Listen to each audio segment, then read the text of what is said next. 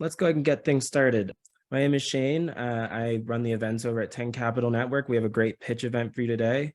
Before I pass it over to our CEO, Hall, again, I just want to remind everybody that if you have a question, just please post it in the chat box. And like I said, we'll get to it as best as we can.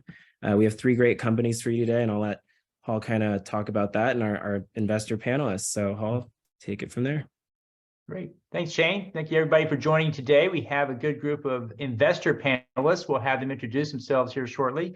And then we have 3 companies that are pitching today. We have Lightline Medical that will be pitching, followed by Be Generous, and then followed by Digital Water Solutions. You're welcome to put questions in the chat box, and then we will be sending polls out. If you could answer those for interest levels, that would be helpful as well. And looking forward to a great session. So with that, let's go and kick off with, let's go meet our panel. Let's talk first with Kristina Chapple of 11 Tribes. Kristina, can you go ahead and tell us about yourself and your fund? Absolutely. It's a pleasure to be here today, Hall, and very excited to meet you all, companies who are pitching. And like Hall said, my name is Kristina. I work for 11 Tribes Ventures. We are based out of Chicago, Illinois, and we are a fund that is setting out to redefine the ecosystems of support around our founding teams to help them build exceptional businesses, but without cratering their personal lives and burning out. So we have 3 main parts to our thesis. We target competitive geographies. So we're typically not investing in companies that are in San Francisco and New York. We're targeting the Cincinnatis, the Raleighs, the Nashvilles of the world. We invest seed stage. And we also have a unique founder support piece where every check that we write, we invest 2% on top directly to our founding teams for them to spend on their well-being and development. And that we consider as our 2% commitment. And then we also have a robust venture partner platform where we have experienced operators who we're able to send in to be in the trench with our founders, and we compensate them with GP carry. So we're trying to rethink how traditional venture is done and really defy the growth at all costs narrative that venture has commanded for years. Great. Thanks, Kristina. Next up is Chris Kameir of Sustany Capital. Chris, can you tell us more about yourself and your fund? Yeah, our current fund is focused on network technologies. We have in one way or another focused on that space for the past 22 years, a project that I call Building the Web for the first time. We're highly integrated into the actual ecosystem, which means we also have our own development team for skunkworks development. We have our own data science and research team. So we do a lot of actual work in the space. We're in the middle of raising our second fund at the moment. We invest globally, and we are snipers rather than doing the spray and pray play that a lot of funds these days have been doing, unfortunately. So we're actually both thesis and mission driven. So for me, I see it as a necessity that we are finally building the World Wide Web for the betterment of all. Like the legacy financial system is one of my pet peeves, exerts about a 23% penalty on the real economy.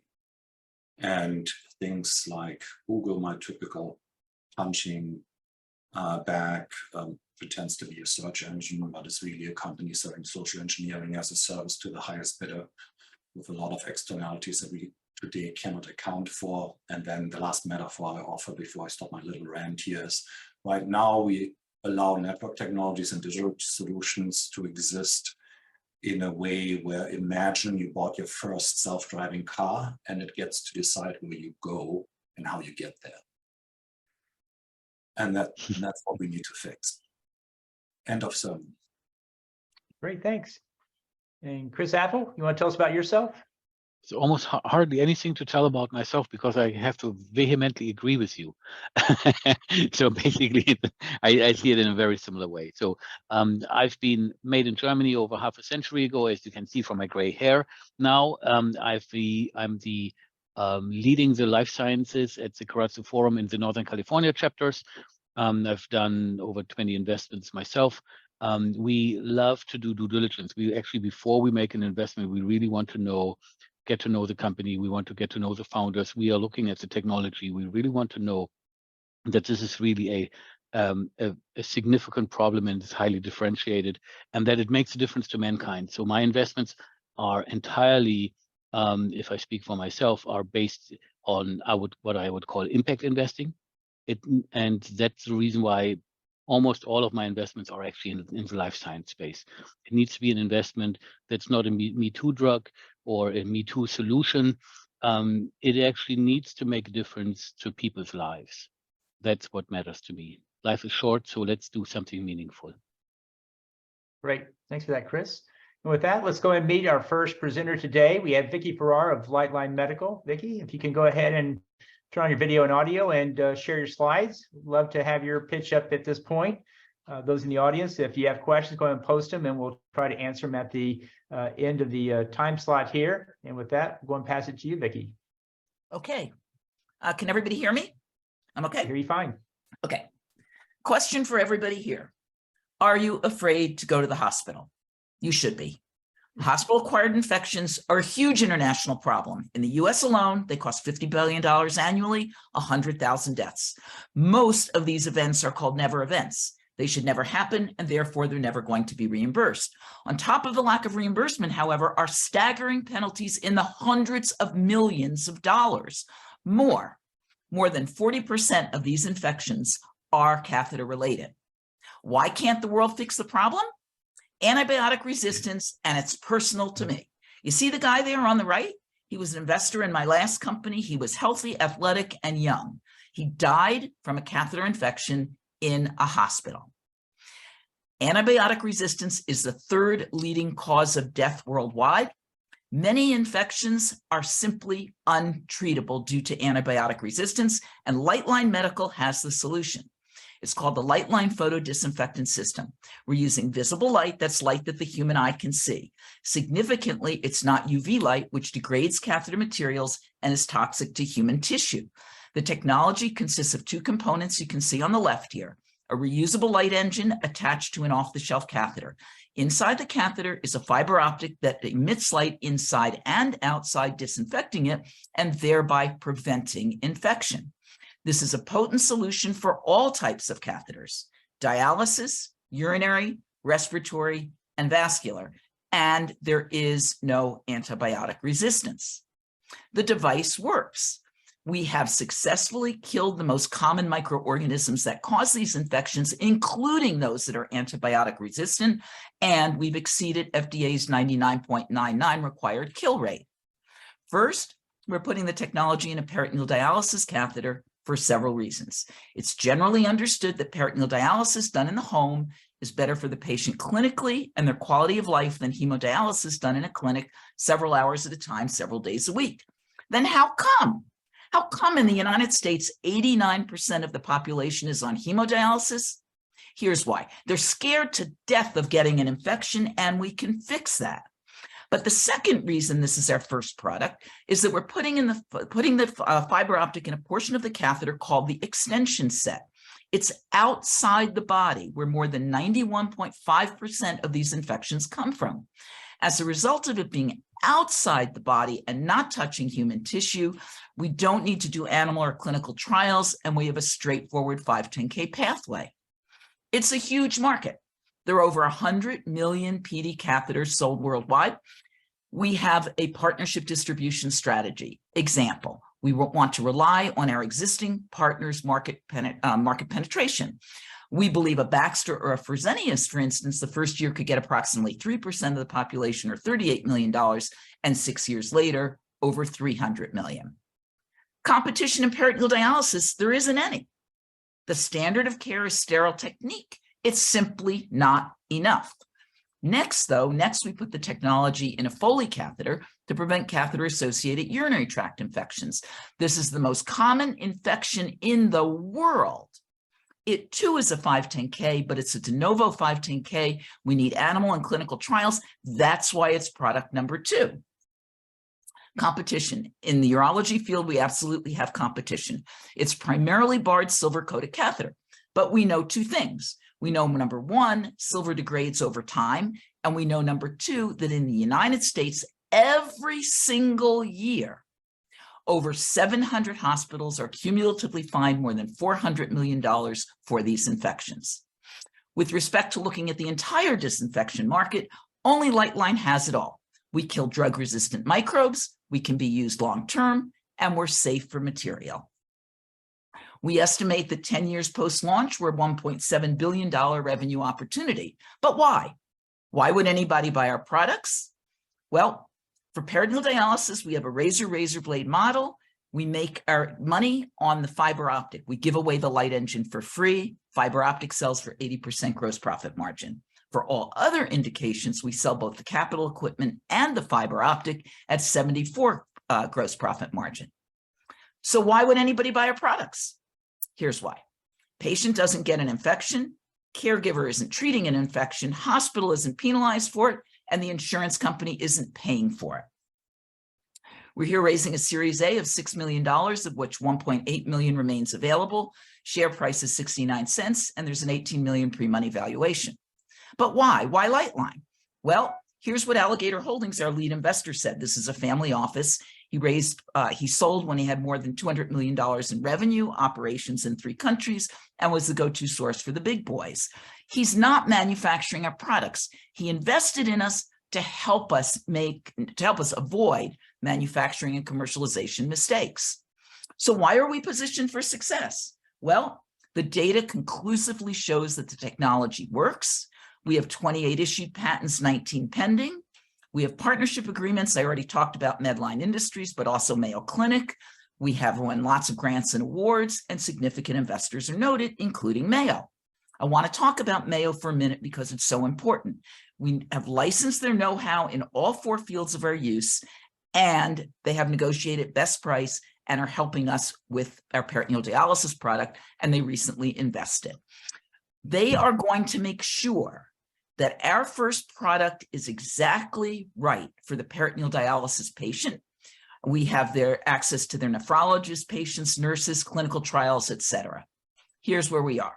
We're using all of the money that we're raising in Series A to do everything we need to do to file our 510K.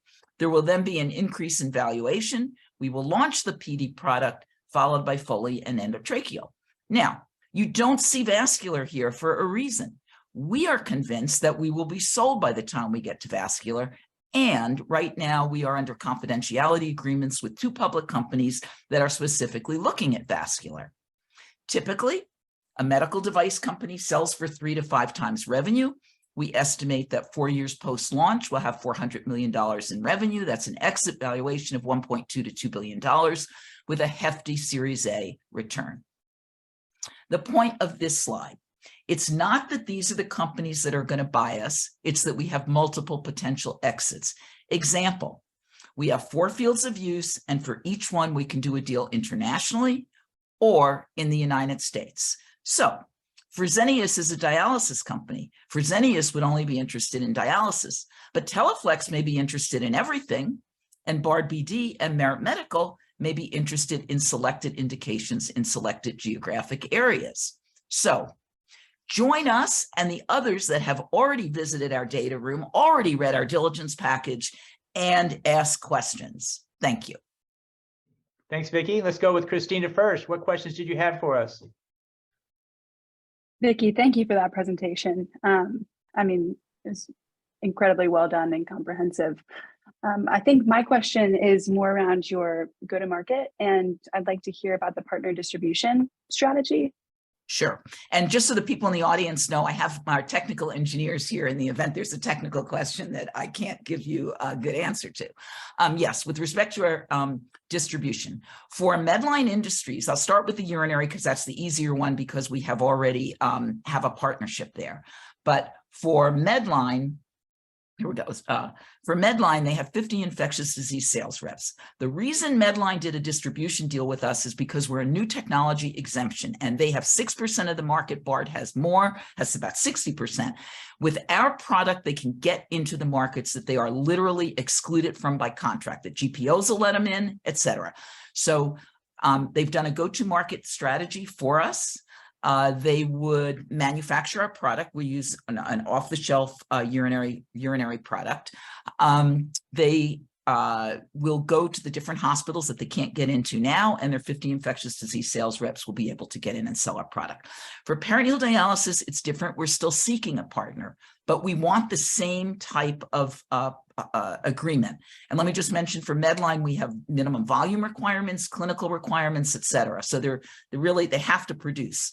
For peritoneal dialysis, we have talked to a number of the strategics, and we would like, for instance, a Baxter to to market us to the people buying their solutions and other products. Same things with Fresenius. So we don't have that distribution agreement yet, but we are talking to a number of the companies. If we are unsuccessful getting a distribution agreement with one of the big boys, by the time we file or receive our 510(k) clearance, we have a plan B. There are 800 independent clinics, meaning not owned by Fresenius or DaVita. 10 of them are big, like US Renal, Atlantic Dialysis, where we've done some studies, and others. We would then focus on 3 or 4 of those entities and sell direct and hire salespeople. We would have registries where we follow every single patient using our product, key opinion leader strategy, publications, et cetera. And by then, we will for sure attract the interest of the big boys. Thank you. Great, thanks. Chris Kameir, what questions did you have? Yeah, more along the same line. Just can you talk about your general KPIs? Do you have theories on your customer acquisition costs, and what's your current burn, and what's the run rate you're getting out of the race? Okay, so let me start with the customer acquisition costs. Because of our partnership distribution strategy, we will add very little to an existing partners or a partner that we hope to get to their strategy. So for instance, or to their costs. So for instance, built into Medline sales program right now is they literally train their salespeople on new products and how to sell them.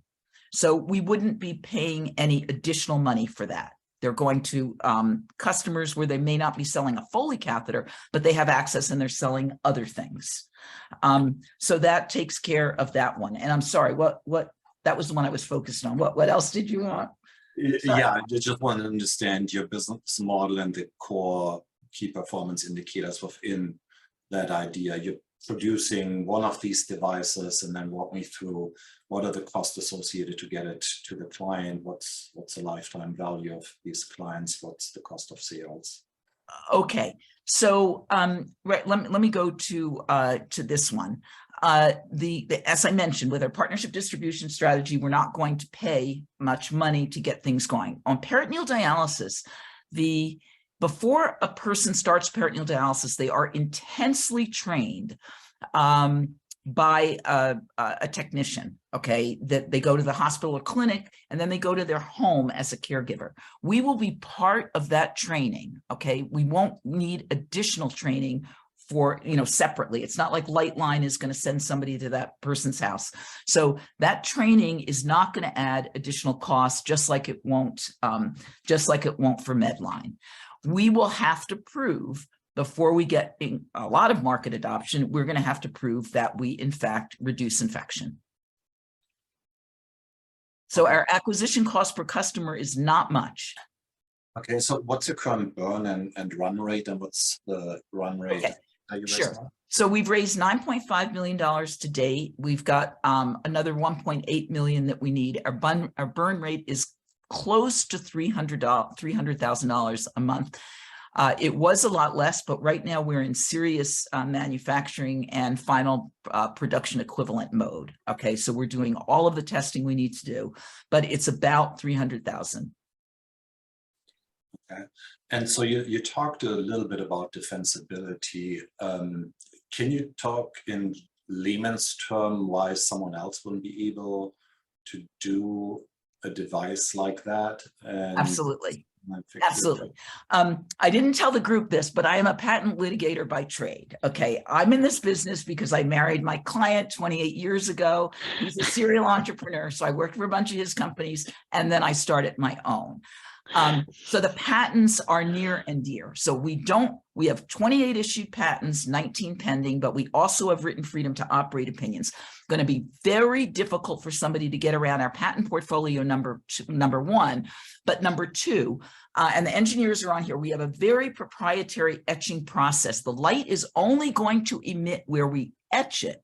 And to get that light to emit uniformly, radially and longitudinally, exactly where it needs to be, where we're targeting, is very difficult. It will be hard to do.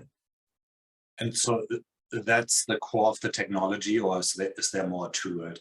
There's much more to it. So there's a light engine that you see that has cooling features, etc. It's it's not the best image of it, but this is pretty technical inside. It could be reverse engineered. The thing that would be the hardest to reverse engineer is going to be the fiber optic. Okay. If you had to put a percentage to it, the money that you're raising, you think it gets you to FDA complete? It's a good question. It gets us to the filing of the 510K, okay, not to 510K clearance. Got it. So do you have mapped out the rest of your raise schedule already? Our raise schedule, yes. I mean, yeah. So Series A and then Series B, most likely, unless we get a deal with one of the vascular companies or others that we're talking with that would give us milestone payments and licensing that may avoid the Series B. But we need up to $10 million for Series B. That would be commercializing the PD catheter, and it would be doing everything that is needed to get through clearance of the Foley 510K. Right, and I was a little confused about the multiple numbers on TAM and SAM. So what I wrote down is 1.3 billion, but I was unclear how this comes about. Okay. So is that the buy side? Is that the current problem? Okay, so I sold my last company for 5 times revenue. Okay, I don't like to say we'll have a strategic exit like I hear a lot of people say, because you don't know if you're going to have a strategic exit. But what you can count on is that a medical device company can sell for 3 to 5 times revenue. So if our revenues 4 years post-launch, whatever, are $400 million, that's how we come up with our ROI on exit. Do you have a frame of reference for percentage of the current market you have to cover at that point? Yes, I do. I don't have it for all of them off the top of my head, but you can see here, this is what we're looking at, the 1.7. So it doesn't need to be a huge percentage, but I do have that. I just don't have it off the top of my head. Okay, and this assumes that's globally, so you'll be able to sell this in Asia without running into a copycat that will rapidly produce the same thing for a fraction. That's exactly right. It's global, and our patents are global. So the 28 issued patents are worldwide. They're not just the United States. Sure, but then ultimately no one in China really cares. Yeah, I know. I've been knocked off in China. Okay, they did a crappy job though. Sure. What we did was we got FDA clearance for a higher level medical device than we were, that delayed the copycats. Okay. This is going to be very difficult to copy correctly. Well, I don't want to monopolize the questioning. I tend to go. Okay. Well, let's give Chris Chapple just a short minute, 1 minute. What question or thought should we be discussing from your side, Chris Chapple?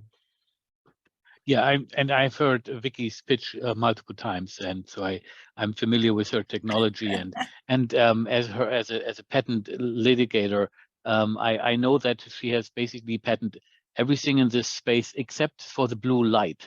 She emphasizes that she was unable to patent blue light. So one of I do think actually, Chris, you have actually already covered a ton of questions. Also, I think what Kristina was asking with the customer acquisition costs, I believe as well, a lot was already covered. And I saw a clock that says we are over time. So perhaps one short question, and that is with the Foley catheter. Will the Foley catheter in the solution also be outside of the body on the connections, or will it also include inside? Because Foley catheters may also get infections from the inside, because if the urine is not sterile. And so that would be one of my questions. And in that case, would we need some other FDA safety requirements? Okay, so that's a very good question because we're vetting right now several alternatives to our current plan. Our current plan is that the fiber optic emitting the light is going to be inside the body, right past where the balloon is. Okay, so inside the body. We are looking, in order to streamline it, whether we should also put fiber optic outside the body in the drainage tube. And we are also looking at whether, instead of our current claim, which is delay the onset of CAUTI, which requires significant clinical trials, as well as animal trials, whether we could potentially have a reduction in colonization claim, which then would be purely in vitro. And that's what we did in my last company at Catheter Connections. Thank you. Great. Thank you guys for those questions. A really great presentation, Vicki. Appreciate that. And let's move to our next presenter now. We'll have Be Generous present. Dominique, if you could go ahead and turn on your video and share your slides, we'll kick into the next one. Great. Hi, everybody. My name is Dominic, and I am the CEO and founder of a company called Be Generous. And we've built a very unique type of proprietary type of technology that's never been built before. We built the first ever philanthropic credit product. So we are a fintech company operating similar to the buy now, pay later space, but we've built something called donate now, pay later. So Be Generous is a fintech company, as I said, that's created the world's first philanthropic credit product, which allows donors to donate now, pay later. So using our product, a donor can go to a nonprofit's website and make a charitable donation. The nonprofit will receive the full donation right away up front. The donor will receive the full tax deduction, but the donor won't spend any money out of pocket. And instead, the donor pays that donation later over 3, 6, or 9 months completely for free. No interest payments, no transaction fees, no hidden fees, and no late fees. So what you have at the end of the transaction is that the nonprofit has all the money up front, which is solving their biggest problem, which is liquidity, because half of nonprofits have less than 1 month of cash on hand at any given time in the United States. The donor has the ability to get a full tax deduction. We're the only company in the world today that can issue someone a full tax deduction from a nonprofit without them spending any money. And the donor can pay that donation later at no cost to them, which results in a significantly larger donation. And I'll get into the data in a moment. So we have raised a $10 million venture capital round from some of the leading VC and angel investors in the United States. Some of our notable investors include the co-founder of Affirm being one of the largest buy now, pay laters in the United States, the chairwoman of FICO, the largest credit rating agency in the US, and the CEO of PayPal, Dan Schulman. Additionally, we've raised from ATX Ventures in Austin, Texas, Lifeline Ventures in LA, Canaan, big VC in Menlo Park, 116 Street Ventures in New York City, RSLP Ventures, and Higher Ground Labs. We also raised a large credit facility from Drake Bank. So Drake Bank is a community bank in Minnesota that gave us a credit facility that allows us to lend up to $250 million in order to power these unsecured short-term consumer loans over the next 3 years. We signed that with them last year. Additionally, we signed a partnership with the largest software company in the world powering nonprofits. So nobody's ever heard of this company. It's a company called Blackbaud. It's hilarious because they are the leader in the space. They're a publicly traded company. And to give you a sense of how big Blackbaud is, they raised $100 billion through their platform.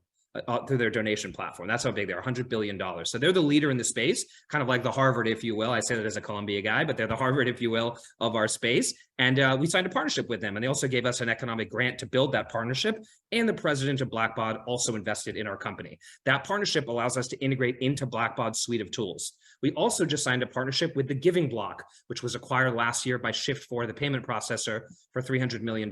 And that allows us to integrate into their infrastructure. They're one of the largest online donation management platforms, and that will put us on over 2,000 nonprofits by Q3 of this year. We're currently on 100 nonprofit websites. So what does the data show? Well, we've been live for about 90 days, and the data has been extraordinarily good. In just the last 90 days, we've signed 88 nonprofits, so almost one nonprofit a day. Our average sales cycle is significantly lower than the average early stage B2B sales cycle, only at 16 days. And we've actually, on average, signed one nonprofit every day over the last 90 days, including some of the nation's largest nonprofits like PETA, the Jewish Federation, the National Military Families Association, National Down Syndrome Society, and many more. In addition, in just the last 90 days, we've processed more than $500,000 of loan applications. So more than $500,000 of applications have been received, and we've approved credit of $1.2 million already to donors. Most importantly, though, the data shows that the product works extremely well. So if you look at the buy now, pay later space, what they say is that why do merchants sign up to use buy now, pay later? Well, they'll tell you, hey, we can increase the average order value of a transaction by 70, 80%. Well, the average online donation last year in the United States was $128. The average donation using Donate Now, Pay Later is $460. That's a 260% increase. So our nonprofits are noticing this as well and saying, we raise way more money with you guys than we did through a traditional online platform, which makes a lot of sense because a donor can give a lot more and spread out their money into installment payments at no cost to them. So lastly, we have massive growth opportunity, This is a $500 billion market. People are always stunned when I tell them that. Total donations to US nonprofits last year were $485 billion. It's an enormous growth market. We have strong IP, patents and trademarks, strong first market mover advantage, no direct competition, and our applications are up over 1,000% in the last 90 days. So these are some of our KPIs. I just mentioned them to you a moment ago. You can see here a visual representation. Also, if you look down here, you can see 0% default and 0% delinquency rate, which is very exciting for us. We have a proprietary credit box and it's working very nicely. So how does the product actually work? So this is how the product works. Basically, we embed a Donate Now, Pay Later button directly on a nonprofit's website. This is the Red Cross's website here. You see it says Donate Now, Pay Later. It sits next to a normal donation button. The donor comes to the website. We don't have to do any marketing. We don't do any direct-to-consumer marketing. The nonprofit simply runs their normal fundraising apparatus, and the donors come to the website. This donor, let's say a donor says, I'd like to give $1,000. So this donor said, I want to give $1,000 to the Red Cross. They're instantly run through ICATA and SoCure. So we verify their identity and we make sure we do an AML check to make sure they're not on the OFAC watch list. We do a soft credit pull with our partner TransUnion. None of this has any effect on the donor's credit score, and it takes approximately 1 to 2 seconds. So it's virtually instant. Our product is very frictionless. We do not ask for social security numbers. We do not ask for any PII. It essentially looks like a normal donation flow. And then what happens is we basically give them options on how they pay this donation. So in this example, we've told the donor, you could pay this over 3 months, over 6 months, over 12 months. We also offer 9-month donation plans. And let's say the donor says, you know what, I'm going to pay this over 12 months. So what happens is our bank sends the Red Cross $1,000. So the Red Cross receives $1,000 today. That triggers a full tax deduction to the donor of $1,000. The donor pays nothing today. And in 30 days from now, the donor will pay that first payment of $83.33. And then they'll pay that 11 months after that, auto deducted from their account. This is just what I mentioned a moment ago. So what are the core values of the product? Why do people sign up to use this product? Why have we signed up so many nonprofits? Well, nonprofits have a lot of pain points and we solve several of them. First, we solve the time value of money problem, which is that money in a nonprofit's account is worth a lot more now than it is over time. That's for 2 reasons. One, half of nonprofits today in the US have less than 1 month of cash reserves on hand because they're constantly deploying capital. The velocity turnover of money at a nonprofit is very high because they're always responding to programs, disasters, whatever it might be. Second, we're a high inflationary environment right now, so nonprofits get more value from the money being in their account now. Obviously, our product allows them to get money right away because we fund the donation up front.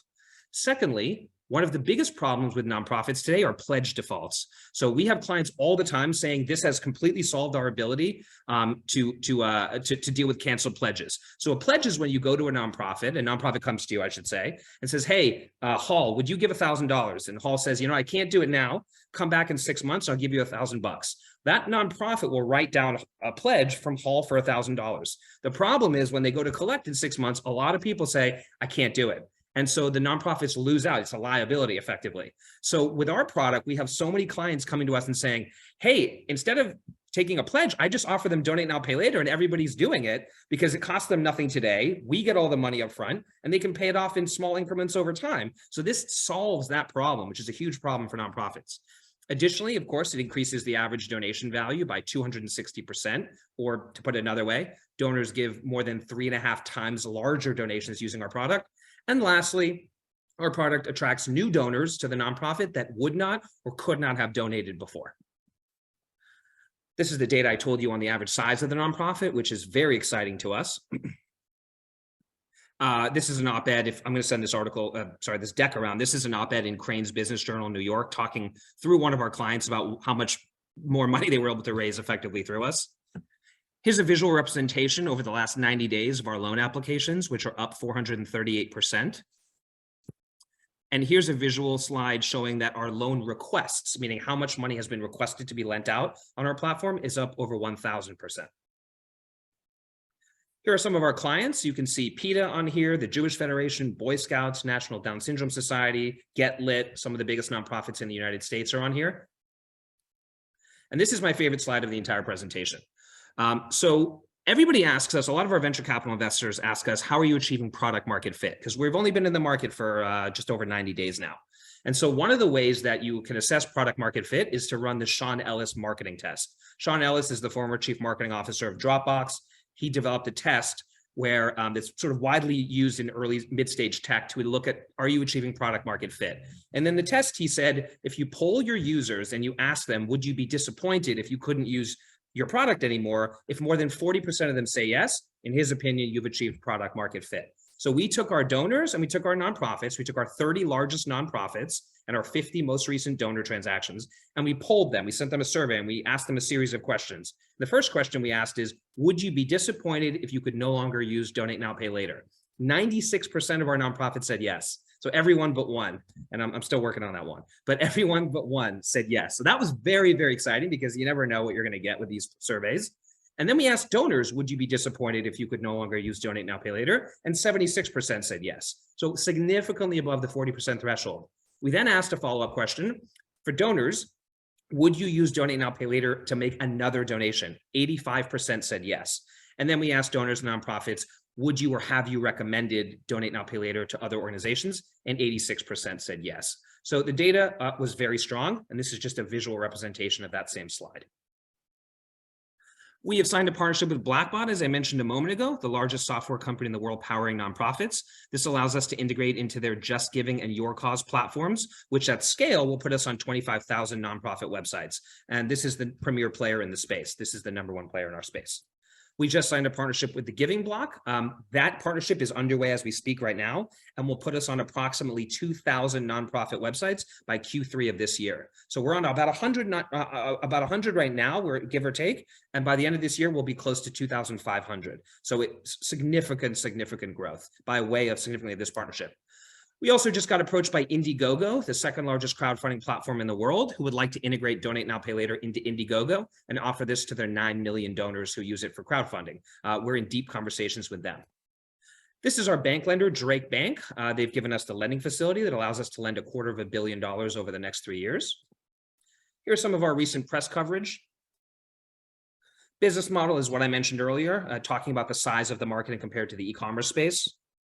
The way we make money is this is completely free for donors, no donor charges whatsoever. We charge a merchant discount rate or a transaction fee on the donation itself that the nonprofit pays. So this is a very common model in the nonprofit space. It's a transaction fee. The nonprofit pays that, and we split that with our bank about 60-40. And I can get into the unit economics a little bit more if anyone's interested.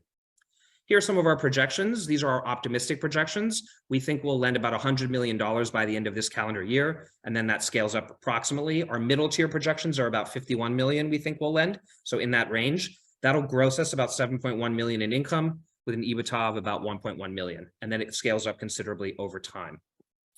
This is an interesting slide showing the exit opportunity in comparison to the growth of the buy now, pay later market. The broad point here is that the overall market is so unbelievably massive that a relatively small percentage capture can yield a significant multiple on EBITDA over time. And if you look at comparisons to the buy now, pay later space on income as a percentage of sales, total number of active consumers and active merchants, you'll see that we're very much in line over the next 4 to 5 years with the growth of the buy now, pay later sector. And that's, I think, why some of the buy now, pay laters invested in us. I mentioned the CEO of PayPal and the founder of Affirm and so forth. This just shows, I get this question all the time. Hey, Dom, great presentation, exciting what you're doing. I've never invested in the nonprofit tech space before. What's going on? This is showing you that this space has been on fire over the last 3 years. It's not as well known as the fintech space, although we consider ourselves a fintech company, but nonprofit tech space has been on fire with M&A transactions over the last 3 years. And interestingly enough, it's a similar size market to the e-commerce market. $500 billion of donations go to US nonprofits every year, but significantly less competition. And of course, no credit or lending product exists in this market. This is our senior leadership team. You see me there. Our CFO used to run Infinity Capital Management, a large hedge fund in New York. Our CTO is the former head of engineering at MasterCard, before that Ally Bank, and then PayPal and Visa. And our head of sales is a former global head of sales at Blackbaud, that large, very, very large company I told you about earlier. So I would say we have an extraordinary team. Here are some of our venture capital investors. I listed some of them earlier. These are some of our angel investors. The first person there is the CEO of PayPal, co-founder of a firm, chairwoman of FICO. And then you have the co-owner of the Boston Celtics, the treasurer of the Boy Scouts, and the chairman of the board of the ASPCA. So we have some really big nonprofit executive directors who have invested. As I mentioned, we are raising a total of a $13 million round. We've already raised $10.5 million of that. So we just have $2.5 million open. We've raised that on a safe note with a $30 million valuation cap. Thank you very much. Great. So our first question comes from the audience. Are you limited only to US nonprofits? Right now, yes, but we're going to be expanding into Canada and the UK within the next 12 to 18 months. Great, thanks. And let's go with Chris Kameir for our first question. Well, I should disclose that we already talked directly. Okay. So I'll just touch on the highlights. Actually, we talked multiple times before. So I would suggest you make a correction to your market, because obviously you're selling software solutions of sorts. So your market is whatever the revenue for these type of software solutions is, not the owner market, right? That's like claiming that your market, if you're selling real estate software, is the value of real estate. You don't want to do that. That's kind of intellectually dishonest and misleading. Hold on. We process offline donations too. So it's not just online donations. So we can process gala tickets, charitable auction items, and offline donations as well through QR codes. So sure. The total value of the market is $485 billion. Only 20% of that is raised online, but we don't just focus on that 20%. That is the money that's being moved, but the market that you're addressing is the service that you're providing. That's your market, right? Yeah, so 72% of all donations come from individuals. So it would be true, you are right, that the total market is 485 billion. 72% of that is what, in theory, one could capture. No, so the market is whatever the transaction fee you're expecting out of that is at a maximum. Oh, I was just talking about the total donation market. Yeah, I mean, that's not really relevant to your speech, right? So you really need to address what's the revenue that you're making. Whatever you're facilitating is a totally different and somewhat unrelated story. But what I'm mostly interested in is, because obviously we're smack dab in that space. I'm also the fiduciary on the finance committee of a very large foundation. Is in 5 years from now, do you still see an option that intermediaries will be taking transaction fees? Do I think in 5 years from now, companies like ours will still be able to charge a percentage on each donation? I just want to make sure. Anybody basically moving bytes from one address to another and being able to intermediate that in visibility and charging a transaction fee. I certainly don't know about how payment processors are going to go about their business with Stripe or others. I think in the buy now, pay later and donate now, pay later space, because it's an actual loan, the loan has to be generating some form of return, whether it's a merchant discount rate or an interest payment, which is how we operate. So I don't see another way that we could do it. Right, but you're the messenger, right? Essentially, you're the messenger in the middle. You're not doing the loan or anything else. You're really right. We're originating the loan. Yeah, we're originating the loan from Drake's balance sheet, but over time, in order to get better margins, we'll take out we've been offered a warehouse loan. We turned it down because it didn't make sense to issue off of our own balance sheet before we understood the fundamentals of the product. But yeah, over time, we will lend off of our own balance sheet with a warehouse line. And that way we'll be lending off of our own capital effectively. Yeah, and we talked about a lot of the other KPIs. I'm gonna grime on that a whole lot, but maybe speak a little bit for everybody else to your customer acquisition cost, lifetime value. Yeah, sure. So primarily customer acquisition is being done by our sales team right now. We have a sales director. We have a head of sales, 2 sales development directors, and then 5 SDRs, sales development reps. That's been overwhelmingly where we've had our most success. We've done all sorts of other testing, digital marketing, SEO, SEM, but it's yielded much smaller nonprofit accounts. So the big players where we were looking at, that $5 to $50 million in annual donation range, has come through our SDR team.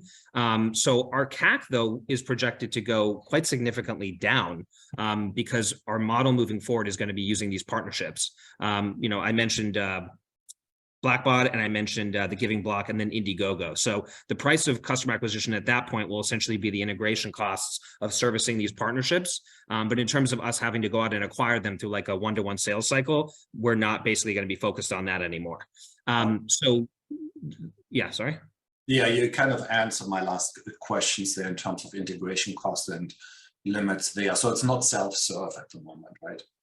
Yeah, it's not self-serve because we have to do a bit of underwriting on each client. We don't want to work with very small nonprofits because they can go out of business and then you're stuck holding a loan someone's not going to pay back. For an organization that's gone out of business, like if you bought a TV from a company that didn't exist anymore, people probably wouldn't pay it back. So we don't want to deal with that risk. Well, let me hand it over to the other panelists. Great, thanks. Kristina, what questions did you have? Dominic, I'm interested in your personal story and background and why you have specifically taken on this. Oh yeah, well, thank you for the question. I never get asked that question, so that's an interesting question. Yeah. I'll try to make it short because I know we're over time. But I was born in China actually, and saw a lot of poverty in the 1980s in China. Looked very different than it does today. And then I moved to London, England, and it was very different. It was very opulent and lavish. And I kind of, the first original thought I ever had when I was like 8 years old was, wow, the world is an unequal place. You're a child, you don't really know anything. And so you only know what you see around you. And I just remember being in a place with a lot of poverty and seeing it. And I vividly remember it. And I remember living in London where I saw none of it. And that really just stuck with me. And I always thought to myself, if there was ever a way that I'm ever going to I could ever do anything to make the world somewhat of a better place, I'd like to do that.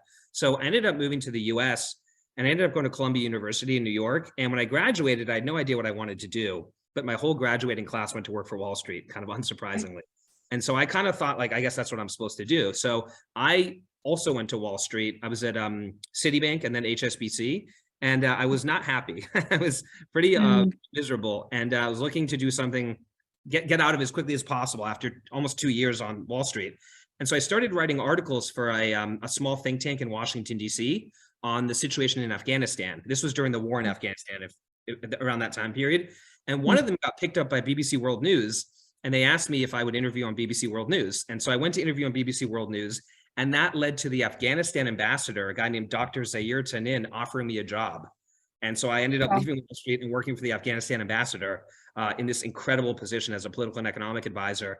And then I worked in the United States Senate. I got asked to join the chairman's office of the Senate Finance Committee and had a career in public policy. And just to make a long story short, I eventually realized I wasn't really helping anyone when I was working in the government, kind of unsurprisingly. I wanted to do that to give back. And at the time, the US was negotiating TPP and TTIP, which are the 2 largest trade deals in the United States history. So I was spending my whole day meeting with corporate lobbyists. And I was like, this is not what I want to be doing. And so I had that experience in the private sector. I had experience in the public sector. And I told the senator over dinner one evening, Senator Orrin Hatch, who's now passed away, I told him, look, I'm looking for something at the intersection of profit and purpose. I've been in the private sector. I've been in the public sector. If there's some way to combine the best parts of these types of entities, I would love to do that. And he ended up connecting me to someone in Los Angeles. And that led me down what is now a 10-year-long career path in building private companies that address problems in the philanthropic space. The first company is a company called Global Philanthropy Group, where I was head of business development. We sold that company in 2017. Then I started a company called Giving, which is another VC-backed tech company that I'm now the president of. And now I'm on Be Generous. So I've done this 3 times in this sector. Wow. Thank you for sharing your story. Sure.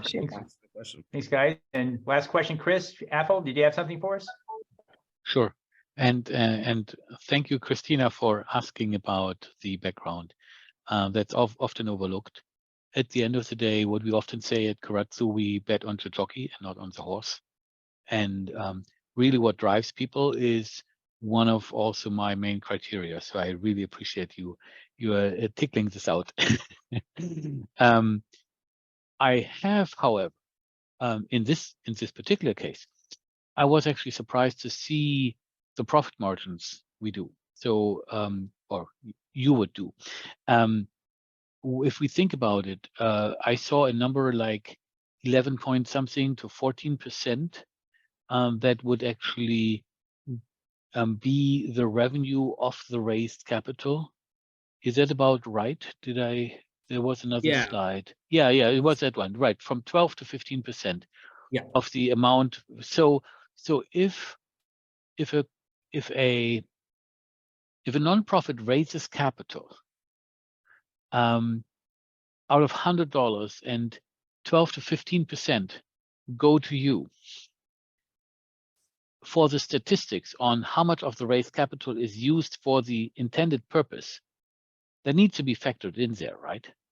Yeah, so 12 to 15% does not go to us. So that's the gross fee that's charged.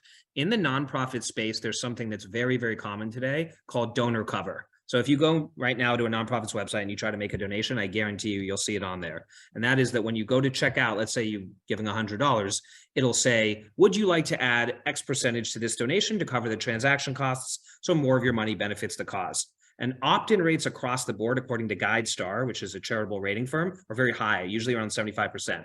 We offer that in our product. It's totally optional. You don't have to do it, or you can, or you don't have to. But our opt-in rate is about 84%. So 84% of donors who use our product opt in to cover a portion of the transaction costs. So currently today, the average net fee that a nonprofit is paying is 7.7%. Okay. But at the end of the day, it's actually quite steep financing costs in my mind, and I think that's where you probably make a ton of money. And on the one hand side, it's people are actually donating money to do something good, and a significant chunk would then flow into a for-profit company, which is actually conceptually, philosophically, an interesting concept.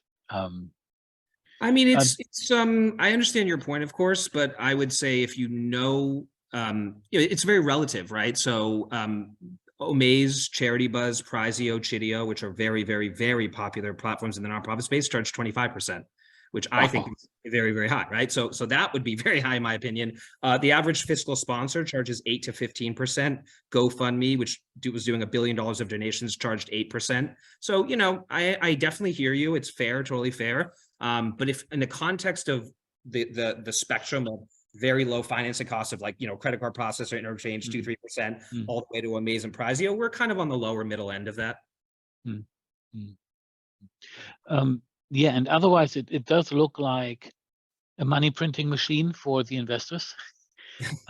What I would assume is that I don't think Ponzi scheme is the right analogy here, but what you have initially, let's say you have a 2-fold or 3-fold increase in willingness to donate, and people can do this, but after a couple of years, when people are getting used to that, they actually already know, all right, I still have to pay for X, Y, and Z, so I can't actually pay for the next one down the road. So unless the total amount of donation goes up in the long term, it will actually be a blub. So donations will go up initially. You will probably establish yourself as the leading software, and then the donations have to actually go back to normal, or at least get closer to normal where it was. That's what I'm foreseeing. And does it sound like a fair perspective? It could be. We've been in the market for just about over 3 months, so there's no way to know. I wish I could tell you we knew everything, but there's no way to know long-term the effects of this. So far, it's been working as intended. The biggest, consideration is that when donors sign up to give monthly today, which is very, very popular, 50% of all donations in the United States are done on a monthly giving program. So similar to how we process it. Obviously, the difference is we fund the donation up front. The problem today is that 50% of all donors drop out within the first year. So you're having the nonprofits lose a huge amount of revenue because people, their credit cards expire, they change their payment method, they don't, whatever, they cancel their donations and so forth. So one of the things we've been asking our nonprofits is, are you seeing less people make monthly donations? And they're saying no, which means that people are comparing us to a normal one-time donation. And that way it's giving the nonprofits a huge initial boost of capital up front. So in the long run, it remains to be seen. I suppose it could go back down to normal, or people could re-up. Right now, I can tell you, we have about a 22% re-up rate, meaning 22% of our donors have opted to do another donate now, pay later. So if people do another one and another one, then the donation value will stay high. So are you planning then to go IPO or to be acquired, or what's the exit strategy? And what do you have some pro forma calculations? What's the exit multiple for the current investors are? Let's make that our final question. Go ahead. Yeah, we do. We have a pretty detailed pro forma that extrapolates out what you're currently seeing on the screen in a much more detail, including a multiple on EBITDA. And in terms of the long-term plan, I think we will get acquired long before we have the potential opportunity to IPO, if that would be in the cards. But we've been approached already by 6 or 7 of the BNPLs, some of the large payment processors, and a couple of the large nonprofit tech funds about what an acquisition could look like. And we've sort of politely had those conversations with not really an intent to sell right now. But they've approached us and been pretty transparent about, hey, we're keeping an eye on you. We'd like to have this conversation. So it's always exciting to have that interest. But so I think we will probably sell at some point. So what could the exit multiple be? We're out of time, Chris, but we'll continue this conversation afterwards. Thank you so much for it. And with that, let's move to our next presenter. Thanks, Dominique. And our next presenter will be Tim Southerns at Digital Water. Tim, let's go ahead and kick it off. Yeah, thanks. I'll just get screen shared and all that good stuff. Thanks, Dominic. Enjoyed that again for the second time. I appreciate that. Anyway, my name's Tim Southerns. I'm the current CEO and president of Digital Water Solutions. Last year, we were nominated and actually won the award as the vendor to watch at the Smart Water Summit, gathering of a few hundred C-level people from across the water sector. And last year, we were also named one of the 50 most investable clean tech companies in Canada. So what's the problem we're trying to solve at Digital Water Solutions? Well, our customers are municipalities and water utilities, private operators, and they have issues with water loss. Water is becoming more expensive. We're suffering from drought. People are beginning to care about where that water goes that they pump. What about water main breaks, flooding out streets, buildings, apartments, low system pressures, leading to compliance issues, leading to firefighters unable to fight fires? How about PVC pipes? The newest thing that's going in the ground. It's no longer ductile iron or wood or asbestos cement, but actually PVC or plastic pipes. How do we actually see leaks in that material? And finally, water utilities are not interested in technology adoption. They are low risk, low adopters. What's the cost of this? So when I'm a water utility, I want to know, what could I save? So let's look at it. From a water loss perspective, 14 to 18% of all treated water is lost due to leaks in the United States. What does that mean? There's $4.1 billion spent on electricity annually in water utilities that is going to waste. That increases greenhouse gas emission. That increases cost to the consumer. In terms of water main breaks in North America, it costs about $8.5 million a day to repair these breaks. In the city of Toronto, near where I am, they have an average of 1,100 breaks annually. Low system pressures. Well, once we get to a certain threshold and pressures in a water distribution network, we're into compliance related issues. We're into the inability to fight fires. Visibility in PVC pipes. This is our unique thing. We can actually see leaks in plastic pipe. 100% of water utilities in North America currently have mixed pipe networks, making our solution perfect for adoption by these utilities. And in terms of technology adoption, any additional specialized staff is going to cost well over $100,000 a year for a utility. What if our solution just alerted you when you needed to look? So the state of the industry today, leak detection is not new. It's something that's been going on for a while in places like the United Kingdom. There's a fair amount of it because it's regulated and legislated. But in North America, right now, there's a lot of lift and shift going on. That means that people are placing devices on different components of a water network, So in this case, all of those little blue dots are fire hydrants. They're placing sensors there. They're placing sensors on valve stems on your front lawn. They're listening. They're listening to the acoustics that are being generated by the metal pipes. They're not able to hear the acoustics generated by plastic pipes. And then what they do is after they've done that, they pick them up and move them somewhere else within the water network. Our solution proposes an always-on solution. Put it in and leave it there, walk away. We use acoustics in the water column. That is one of our main differentiators. We're actually listening to the sound generated in the water. This allows us to pick up leak noises in all types of pipe materials. And we can cover the same area with only 10 of our units instead of close to 200 devices. So what is it? Well, here's our core technology. It consists currently of hardware components, sensors, and devices that are installed in fire hydrants, which gives us easy access to the water column. And then a platform technology that takes that data and processes it and visualizes it. So breaking it down, our sensor data, which we call Hydrant AI devices, has sensors for pressure and acoustics, which is really listening to those waveforms generated by the pressure coming from noise. And we install those into hydrants, whether it's wet barrel or dry barrel. So the majority of hydrants in North America are dry barrel, but we do have an application for wet barrel that we're currently working with the US Navy on and have installed at one of their bases in California. These sensors are designed to go into multiple different manufacturers' hydrants. We're not tied to a single manufacturer or their configuration. So what do? We listen over long distances. We use a hydrophone, which allows us to listen to the water. And we have contract manufacturing that can quickly spin up new versions of the device based on the make and model of hydrant required. Once that data is captured, well, we send it to the cloud using LTE technology and 5G technology. So we use SIM cards at the hydrant to send the data up to the cloud. There we process it through our AI models. We manage that data and we issue alarms and we trigger events to our clients. Nobody has to stare at a computer screen full time. Instead, they'll be notified when there's a problem within their system. This AI processing that we do runs multiple models. It's not a single model, and it's designed not only to work on data that has been collected over time, creating baselines that the AI runs against, but also out of the box where we fingerprint leak patterns and we're able to identify pre-existing leaks in the water system when it's installed. So an autonomous system out of the box with no large data set, allowing us to do pre-existing as well as developing leak detection. In fact, our long-term goal is to be able to use our platform to start integrating data from other sources. So whether that's the industrial control system that the water utility runs, their customer metering base, weather data, all of those things that impact the operation of their network. Ultimately, at the end of the day, our whole development path has been around being able to provide a platform for water utilities.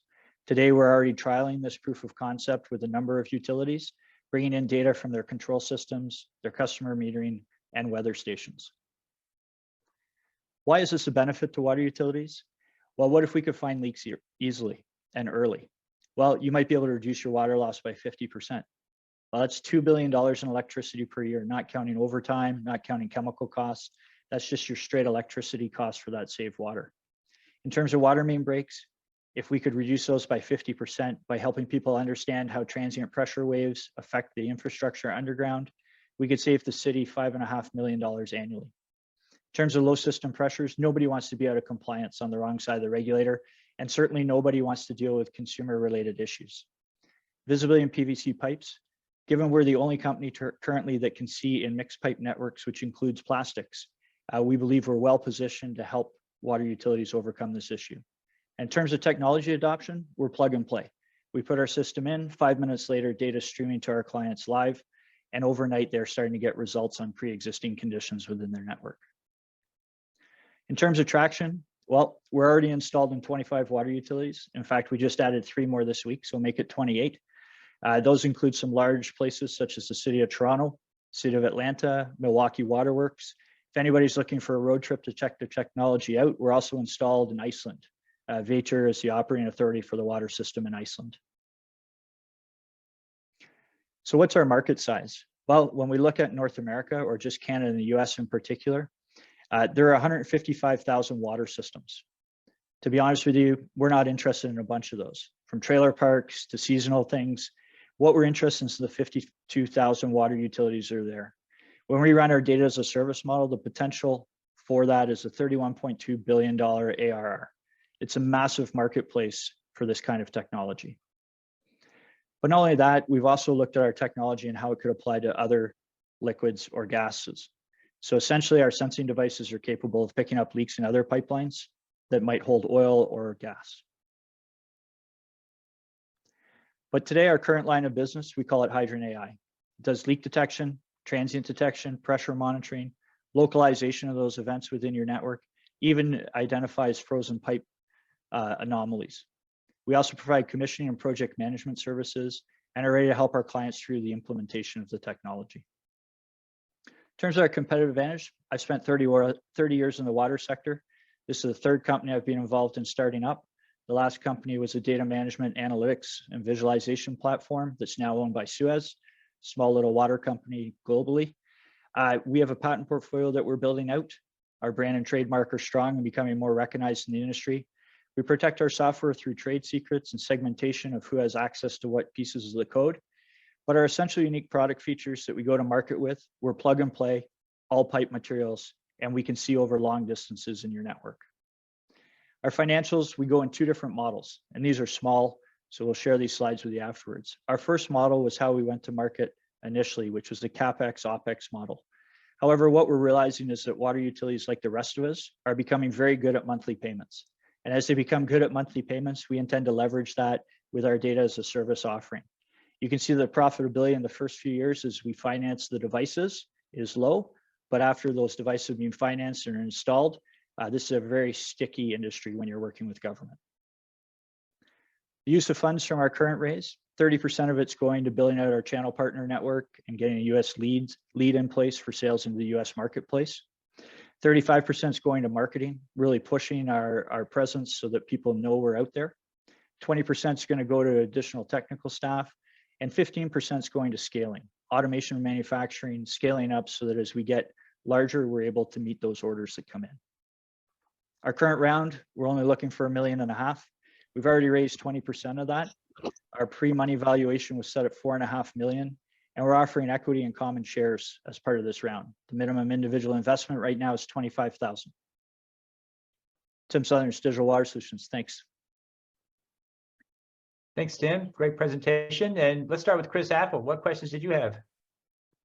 So first of all, congratulations to this nice presentation. What I feel is that you have a lot of experience in this space and you know what you're doing and you're addressing a problem that's relevant. I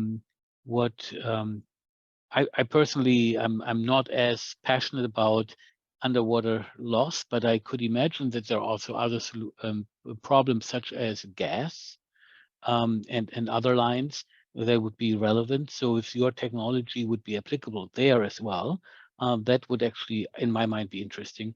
I would like to make one comment first before it. I like that your pre-money valuation is reasonable.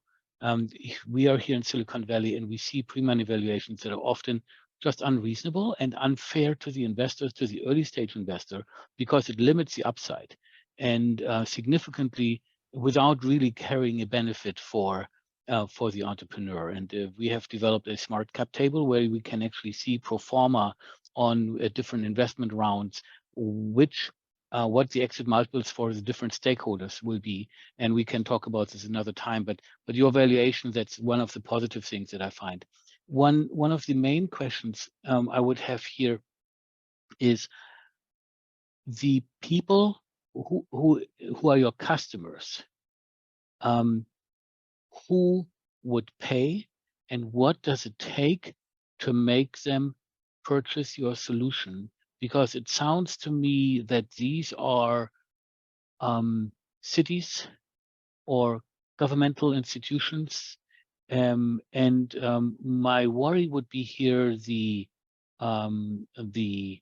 cycles, the purchasing cycles, and to get traction. I see you smiling.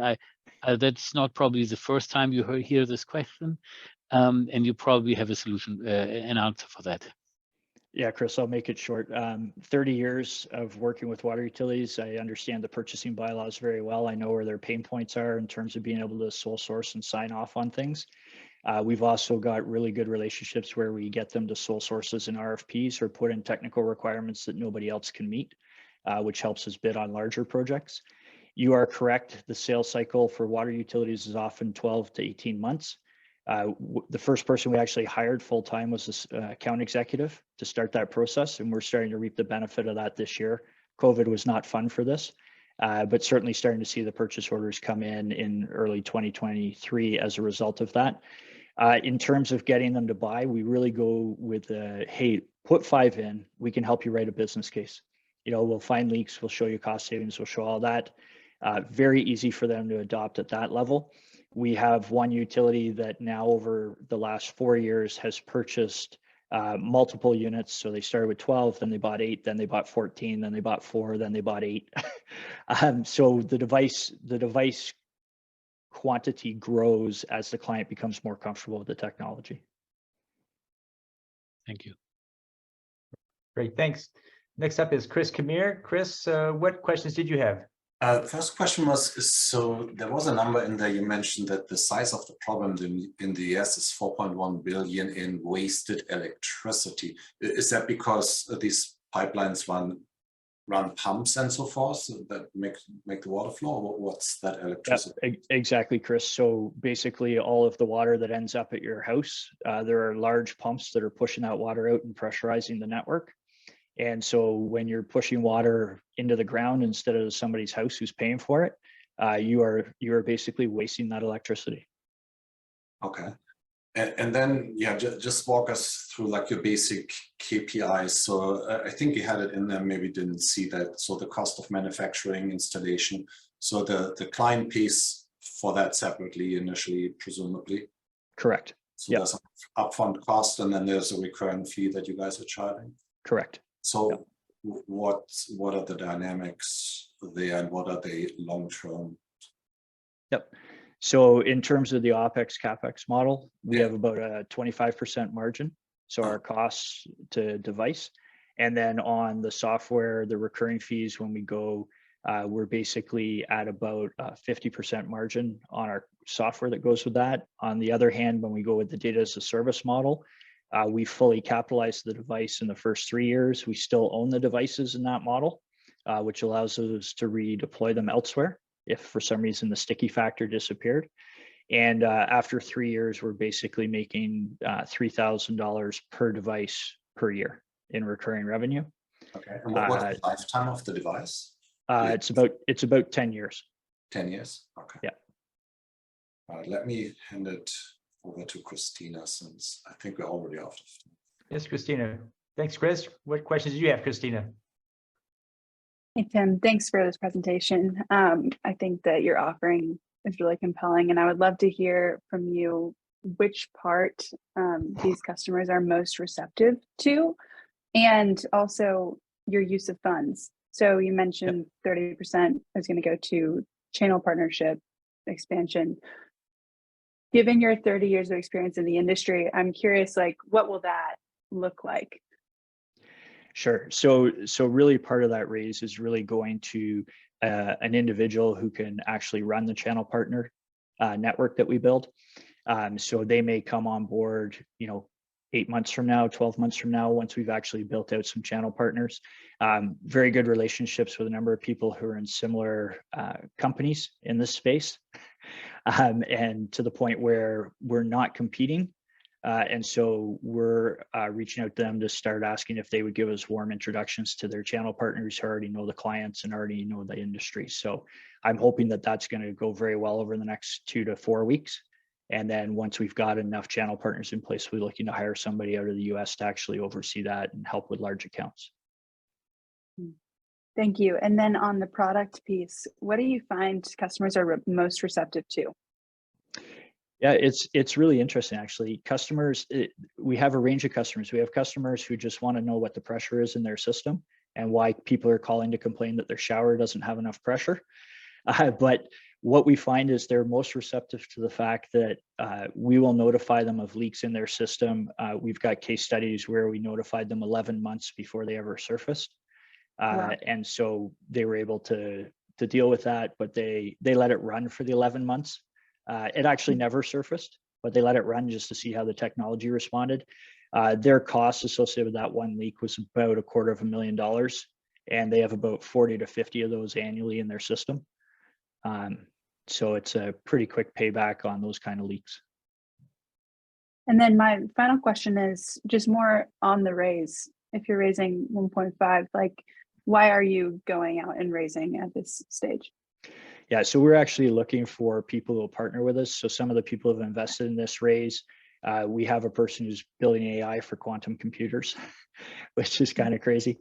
Nice to have him on board. We have people who've invested who are well known in the water sector, right? Who have worked in the water sector for 40 plus years and want to be ambassadors. So we are actually looking for people who can accelerate our growth, not just provide financing. You know, I could probably go to the bank and get some of the financing, but we're really looking for partners who can help us in this space. Thank you. No problem. Thank you. Great. Well, I think we're coming to the end of our session here. I want to thank everybody for joining us today. Those who we will poll everybody for interest and make introductions afterwards. I want to thank our presenters today, Kristina Chapple, Chris Kameir, and Chris Apple, for being on the investor panel for us, and then our clients as well, Tim Southern of Digital, Dominique of Be Generous, and Vicki Farrar of Line Medical. I hope we made some good connections here today, and it was a great discussion. Appreciate everybody's participation. And with that, we'll go ahead and close it out, and we'll be doing the follow-ups here tomorrow. Appreciate that, and we'll go from now. Have a good one. Thank you. Thanks, guys.